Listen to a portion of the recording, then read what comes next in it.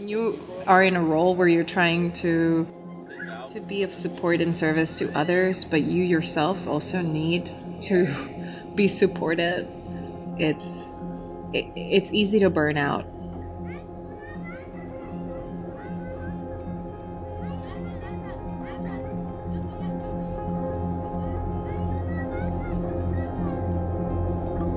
I found myself in November completely burned out.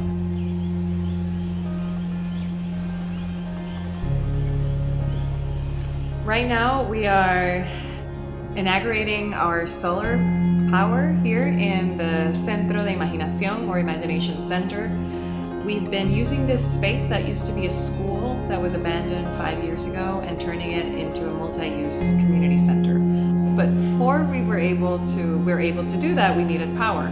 So today here we inaugurated Box Power, which is a portable microgrid that it can basically be deployed instead of deploying diesel generators in disaster zones. So it's completely portable, and the solar panels, we can basically take them off if another hurricane comes back and save them until after the hurricane, so we can have power immediately after the hurricane. So our plan is for this to be not only a community center, but a center for community-led emergency response.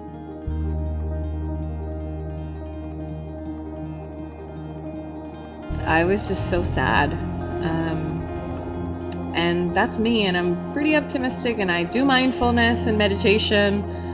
But imagine everyone else in El Barrio. People are, it's like you feel desperate, and it's a cycle of anxiety and depression.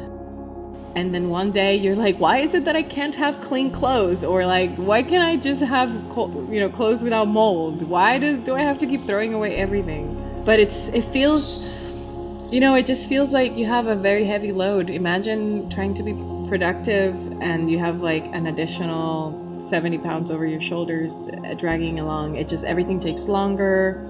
Everything is more complicated. Then every time I would get depressed, I would sort of drag myself to La Loma, where all the women are cooking, and then that day I would feel better. That's how it would go, that's how it would.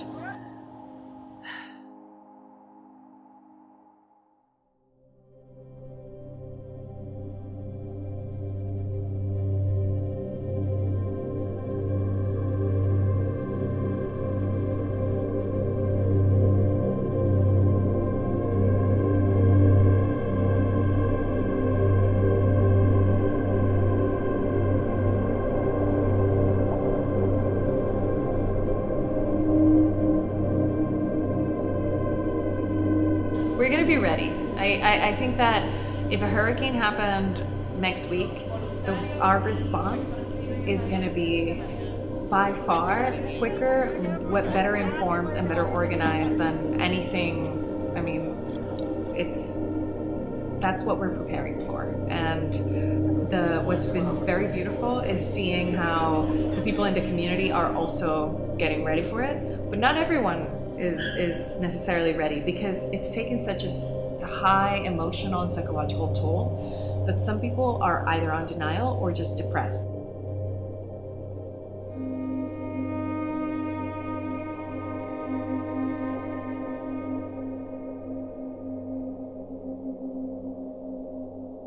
It's a very scary time, and when people are afraid, they want to hold on to the little bit that they have and the little bit of security, and we have been able to do this by doing the opposite. And when you're very scared, you let that fear drive you towards something that's beautiful and something that's abundant.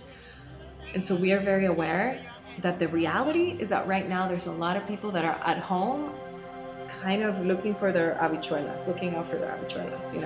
But here we decided, let's share everything, and that actually creates more. That's gonna be a person by person process. So this is for generations to come. ¿Estás viendo?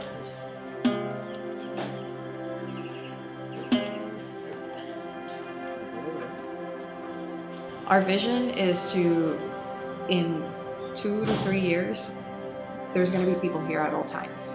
Whether it's people coming from outside and staying in the hostel and doing trips here, getting to see, to help rebuild in the community, but also purchasing some of the things that are produced here. We are interested in seeing that kind of from volunteer to actually having people that are interested in partnering. And it's called solidarity tourism or justice tourism, a different kind of tourism.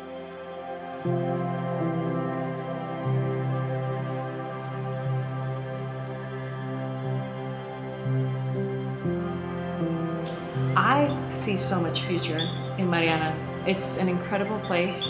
I want to stay living here. I want to see future generations here. And for us, the vision is that we are building a community that the future generations will look back at this time and be very grateful and proud that we decided to do something different.